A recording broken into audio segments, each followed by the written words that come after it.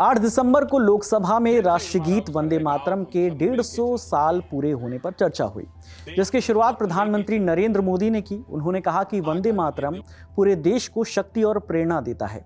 विपक्ष पर निशाना साधते हुए प्रधानमंत्री ने कहा कि जब वंदे मातरम को 50 साल हुए तब देश गुलामी में जीने को मजबूर था, लेकिन 100 साल पूरे होने पर देश आपातकाल की जंजीरों में जकड़ा हुआ था। प्रधानमंत्री ने यह भी कहा कि 1937 में मुस्लिम लीग ने वंदे मातरम का विरोध किया और कांग्रेस ने इस विरोध के आगे झुकने का काम किया। उस समय के कांग्रेस के अध्यक्ष जवाहरलाल नेहरू ने मुस्लिम लीग के नेता जिन्ना को रोकने के बजाय वंदे मातरम की जांच शुरू कर दी। लोकसभा में इसका जवाब दिया कांग्रेस की महासचिव प्रियंका गांधी ने। उन्होंने अपने भाषण में प्रधानमंत्री पर कटाक्ष करते हुए कहा कि प्रधानमंत्री नरेंद्र मोदी भाषण अच्छा देते हैं, लेकिन तथ्यों के मामले में कमज़ोर पड़ जाते हैं। आपको नेहरू जी से जितनी भी शिकायतें हैं, जितनी भी गलतियां उन्होंने की हैं, जितनी भी गालियां उन्हें देनी हैं दीजिए, जितना भी अपमान करना है उसकी एक लिस्ट बना लीजिए, हम इस पर चर्चा कर लेंगे, लेकिन सदन का कीमती समय बर्बाद मत कीजिए। ये तो हुई वो बातें जो आपको ललन टॉप के तमाम वीडियोस में हम आपको बता ही रहे हैं, लेकिन हमने 20 नवंबर 2025 को वंदे मातरम और इसके पूरे इतिहास पर एक वीडियो पब्लिश किया था। तो देखिए और समझिए पूरे मुद्दे को आसान भाषा में। 1930 का दशक तब खत्म होने को था। कांग्रेस और मुस्लिम लीग के रिश्तों में लगातार दूरियां बढ़ रही थी। इसी दौर में वंदे मातरम गीत विवादों के केंद्र में आ गया। मुस्लिम लीग के एक बड़े तबके में वंदे मातरम के खिलाफ नाराजगी इतनी गहरी हो चुकी थी कि सीधे मोहम्मद अली जिन्ना इसमें कूद पड़े। जिन्ना की निजी डायरी में 1938 के कुछ नोट्स मिलते हैं। ये नोट्स उन्होंने जवाहरलाल नेहरू से होने वाली बातचीत के लिए तैयार किए थे। इन नोट्स के सबसे ऊपर 3 लाइनें लिखी थीं। Muslim mass contact must cease, Vande Mataram must go, national flag must go. 17 मार्च 1938 को जिन्ना ने नेहरू को एक खत लिखा। इसमें जिन्ना ने लाहौर के न्यू टाइम्स अखबार का एक आर्टिकल भेजा। इस आर्टिकल में मुस्लिम डिमांड्स को लिस्ट किया गया था। इसमें साफ लिखा था मुसलमान वंदे मातरम को राष्ट्रीय गीत के रूप में नहीं मानेंगे, चाहे उसका बदला हुआ वर्जन ही क्यों ना हो। इसके बाद अप्रैल 1938 में कलकत्ता में हुए मुस्लिम लीग के सेशन में जिन्ना ने कांग्रेस पर सीधे आरोप लगाए। अपने भाषण में जिन्ना ने कहा कि कांग्रेस सभी पर वंदे मातरम थोपना चाहती है, जिसकी वजह से देश में कड़वाहट और विरोध फैल रहा है। जिन्ना ने कहा कि सम्मानजनक समझौता सिर्फ बराबरी की हैसियत पर होता है। जब तक दोनों पक्ष एक दूसरे का सम्मान नहीं करेंगे तब तक कोई समाधान नहीं मिल सकता। यानी उस वक्त वंदे मातरम सिर्फ एक गीत नहीं था, ये 2 बड़े राजनीतिक खेमों के बीच बढ़ते अविश्वास, अलग पहचान की राजनीति और भविष्य की दिशा पर चल रही खींचतान का जिंदा प्रतीक बन चुका था। फिर एक बार वंदे मातरम नए सिरे से सुर्खियों में है। 7 नवंबर 2025 को वंदे मातरम के 150 साल पूरे होने पर साल भर का कार्यक्रम शुरू हुआ। प्रधानमंत्री नरेंद्र मोदी ने डाक टिकट और 150 का सिक्का जारी किया। इसी दिन देश भर में वंदे मातरम सामूहिक रूप से गाया गया। साथ ही चर्चा में आया प्रधानमंत्री का भाषण, जिसमें उन्होंने कहा कि 1937 में वंदे मातरम के कुछ अहम हिस्से हटा दिए गए थे। 1937 में वंदे मातरम के महत्वपूर्ण पदों को, उसकी आत्मा के एक हिस्से को अलग कर दिया गया था। वंदे मातरम को तोड़ दिया गया था, उसके टुकड़े किए गए थे। वंदे मातरम के इस विभाजन ने देश के विभाजन के बीज भी बो दिए थे। प्रधानमंत्री के मुताबिक इसी फैसले ने देश के भीतर बंटवारे का बीज बोया। तो आज के शो में हम वंदे मातरम और उससे जुड़े इतिहास पर बात करेंगे और जानेंगे कि वंदे मातरम उसका मूल रूप क्या था, 1937 में इसका कौन सा हिस्सा हटा दिया गया और क्यों, और इस पर गांधी, नेहरू, टैगोर और जिन्ना का स्टैंड क्या रहा। नमस्ते, अपन है कुलदीप और आप देख रहे हैं जटिलता का विलोम और सरलता का पर्यायवाची आसान भाषा में। पहले समझते हैं कि कब और कैसे वंदे मातरम राष्ट्रगीत बना। संक्षेप में तारीख थी 24 जनवरी 1950। इस दिन संविधान सभा की आखिरी बैठक होनी थी। बैठक की अध्यक्षता डॉक्टर राजेंद्र प्रसाद कर रहे थे। उन्होंने कहा कि जन गण मन भारत का राष्ट्रीय गान होगा, जरूरत पड़ने पर इसके शब्दों में सरकार बदलाव कर सकती है। साथ ही संविधान सभा को बताया कि वंदे मातरम ने आज़ादी की लड़ाई में अहम भूमिका निभाई, इसलिए उसे भी बराबर का सम्मान दिया जाएगा। इस पर पूरी सभा ने एक आवाज में सहमति भरी। इसके बाद से वंदे मातरम को राष्ट्रीय गीत के नाम से जाना जाता है।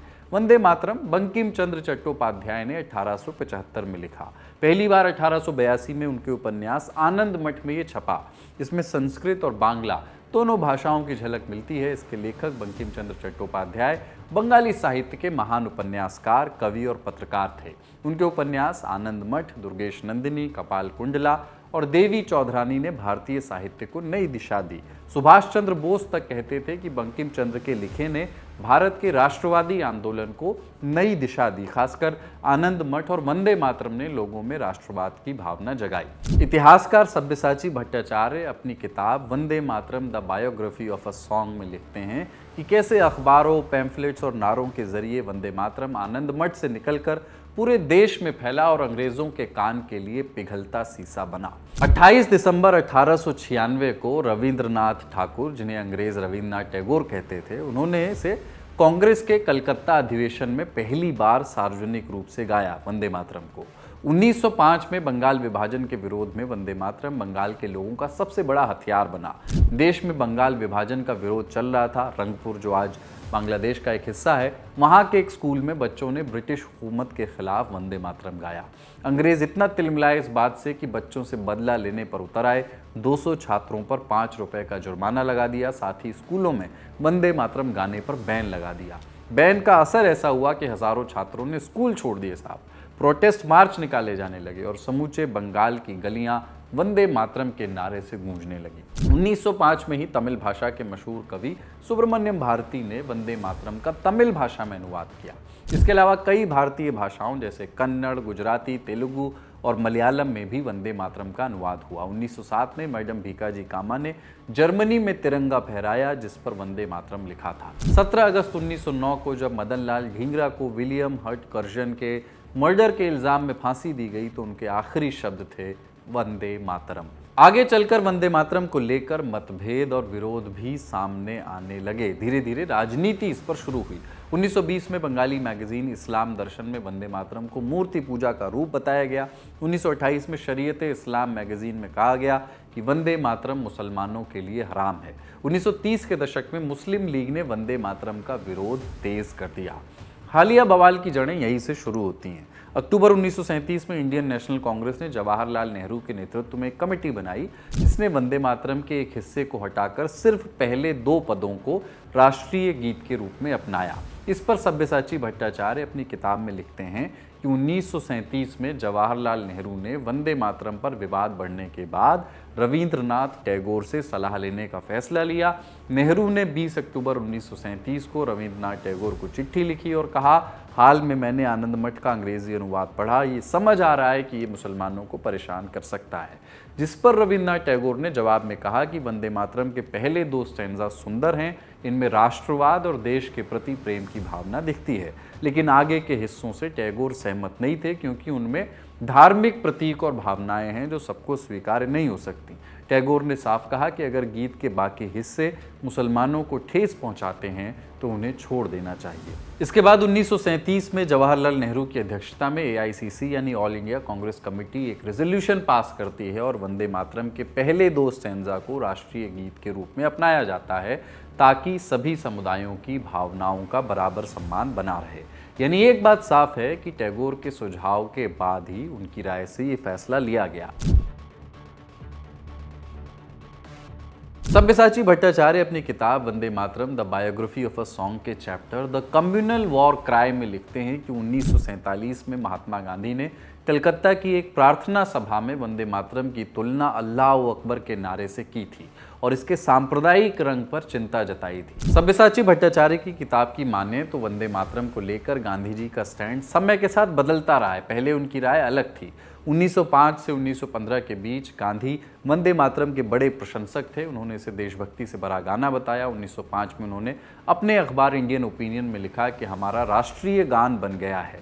1915 में उन्होंने कहा कि बहुत ही खूबसूरती से कवि ने भारत माता को दर्शाया है। 1940 का दशक आते आते गांधी का नजरिया वंदे मातरम को लेकर के डिफेंसिव हो गया। महात्मा गांधी ने अपने अखबार हरिजन में लिखा कि वो वंदे मातरम को राष्ट्र भावना से जोड़कर देखते हैं। उन्होंने माना कि वंदे मातरम उन्हें गहराई तक छूता है, पर उन्हें कभी ऐसा नहीं लगा कि ये सिर्फ हिंदुओं के लिए है। गांधी जी ने यह भी लिखा कि वे कभी वंदे मातरम को लेकर के झगड़ा नहीं चाहेंगे, ये लाखों लोगों के दिल में बसा है। साथ ही गांधी ये भी मानते थे कि वंदे मातरम किसी पर थोपा नहीं जाना चाहिए। 8 नवंबर 2025 को बीजेपी नेता का इंडियन एक्सप्रेस में Vande Mataram the national song with a tragic journey नाम से आर्टिकल छपा। इसमें उन्होंने लिखा कि वंदे मातरम को लेकर विवाद कांग्रेसी नेताओं के बीच भी रहा। साल 1923 में आज के आंध्र प्रदेश का काकीनाडा शहर में कांग्रेस का सालाना सत्र होना था। इस सत्र में गांधी जी को छोड़कर सभी बड़े कांग्रेसी नेता मौजूद थे। मौलाना मोहम्मद अली जौहर सेशन की अध्यक्षता कर रहे थे। साथ में मोतीलाल नेहरू, मौलाना आज़ाद, सरोजनी नायडू, सरदार पटेल समेत कस्तूरबा गांधी भी शामिल थी।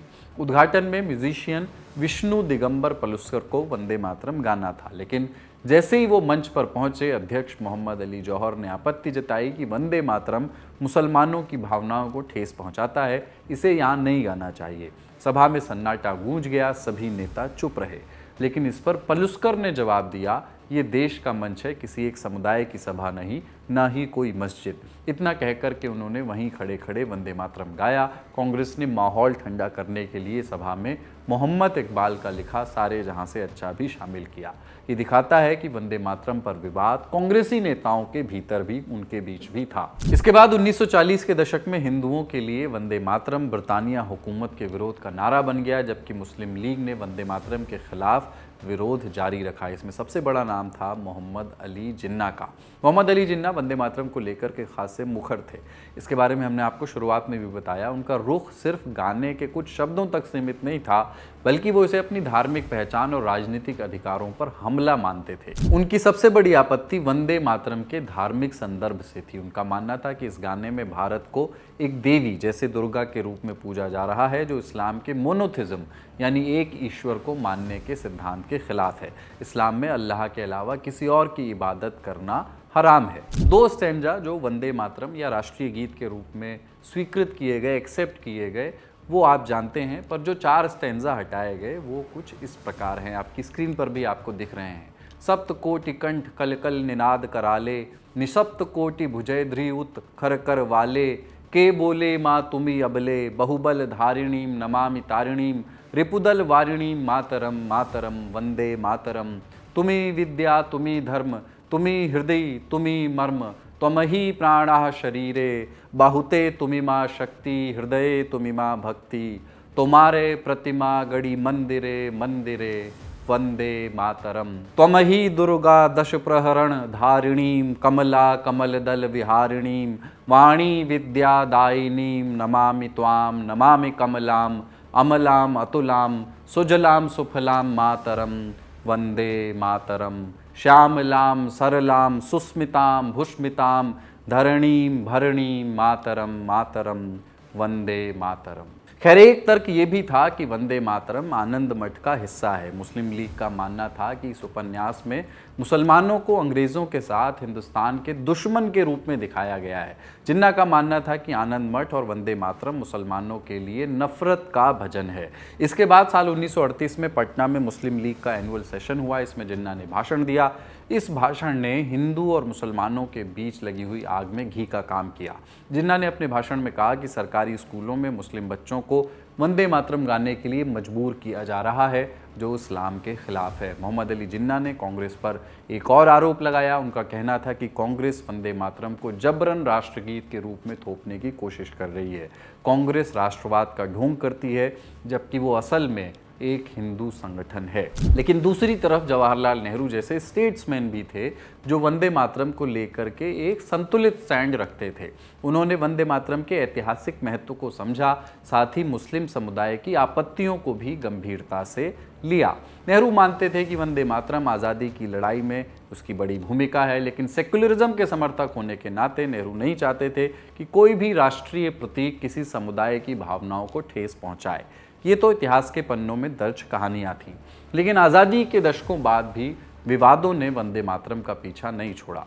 हाल की खबरों पर नज़र डालें तो तस्वीर और साफ होगी। 8 नवंबर 2025 को इकोनॉमिक टाइम्स में छपी खबर बताती है कि वंदे मातरम को लेकर सबसे बड़ा विवाद 2009 में हुआ, जब जमीयत उलेमाए हिंद ने उत्तर प्रदेश के देवबंद से मुसलमानों को वंदे मातरम न गाने का फतवा जारी किया। फतवे में कहा गया कि हम अपने देश से प्यार करते हैं, कई बार ये साबित भी किया है, लेकिन वंदे मातरम हमारे धार्मिक विश्वास के खिलाफ जाता है। यानी वंदे मातरम मोनोथिज्म के खिलाफ जाता है, जिसकी इजाज़त हमारा धर्म नहीं देता। हम अपने देश से प्यार करते हैं, कर सकते हैं और उसकी सेवा भी कर सकते हैं, लेकिन उसे अल्लाह के बराबर का दर्जा नहीं दे सकते। इसके बाद जमीयत उलेमाए हिंद का कड़ा विरोध करते हुए 100 से ज़्यादा मुस्लिम बुद्धिजीवी, सोशल वर्कर्स, कलाकारों जैसे नसीरुद्दीन शाह, जावेद अख्तर और शबाना आज़मी ने एक बयान जारी किया और कहा कि वंदे मातरम पर बहस 1930 के दशक में सुलझा ली गई थी। हम ना तो ये मानते हैं कि वंदे मातरम किसी की देशभक्ति की परीक्षा है और न ही जमीयत के फतवा से सहमत हैं कि वंदे मातरम गाने से किसी के धार्मिक विश्वास पर खतरा हो सकता है। इसलिए हम जमीयत के इस कदम की कड़ी निंदा करते हैं। वंदे मातरम को लेकर बेवजह विवाद खड़ा किया जा रहा है। दूसरी खबर देखिए, इंडिया टुडे में 25 जुलाई 2017 को छपी रिपोर्ट बताती है कि मद्रास हाई कोर्ट ने आदेश जारी किया कि सभी स्कूल और कॉलेजों में हफ्ते में एक बार वंदे मातरम गाया जाए। साथ ही सरकारी और प्राइवेट ऑफिस में महीने में कम से कम एक बार इसे गाना या बजाना ज़रूरी होगा। इस आदेश के बाद भी इस आदेश की भरी आलोचना हुई। 10 नवंबर 2025 को उत्तर प्रदेश, उत्तराखंड और राजस्थान की सरकारों ने स्कूलों, कॉलेजों और मदरसों में वंदे मातरम गाने और बजाने का आदेश जारी किया था। ये थी भारत के इतिहास में वंदे मातरम की जर्नी, उसका सफ़र, उसकी यात्रा। इससे जुड़े विवाद पर आपकी क्या राय है, आप हमें कमेंट बॉक्स में लिख सकते हैं। ये शो लिखा हमारे साथी अभिलाष ने। देखते रहिए दी ललन टॉक।